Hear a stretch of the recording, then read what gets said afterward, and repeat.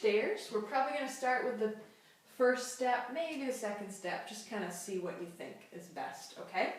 You're going to be doing this nice little move up here. We're going to go forward and back with it.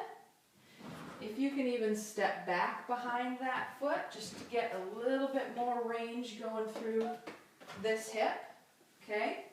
Let's say you warm up with that maybe 5 or 10 times. Then what you're going to do is you're going to get your foot up here. You're going to do a little turning. Okay, you're going to go circles in both directions.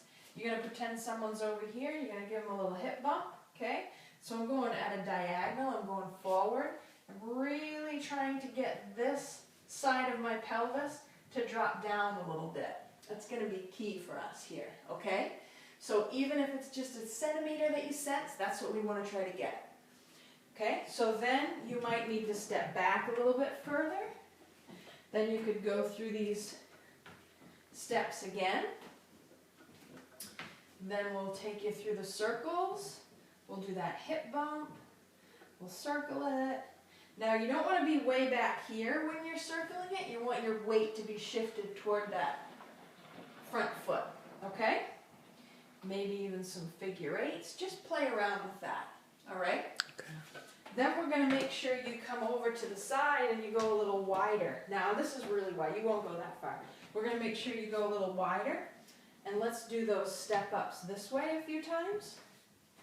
Again, what we really want, and I'm exaggerating here, we really want this right side of your pelvis to drop down. So just try to begin to get that sensation. The reason you get this locked up all the time is because this hip never drops down.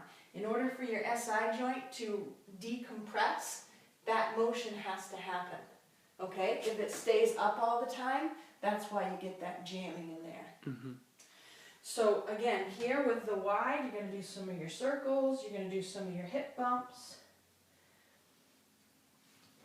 Then you're going to turn sideways to the stairs, and you're going to do your up and backs. Okay, a few times. If you get comfortable with that move, you might even end up in a little bit of a crossed over position there.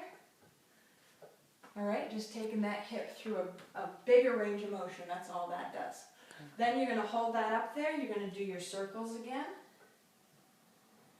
Maybe try a little hip bump here. Don't get as much hip bump here because you're wide, but just a little, okay? Circle it again, then just kind of take yourself through this little series. And this won't take you long once you get used to doing it.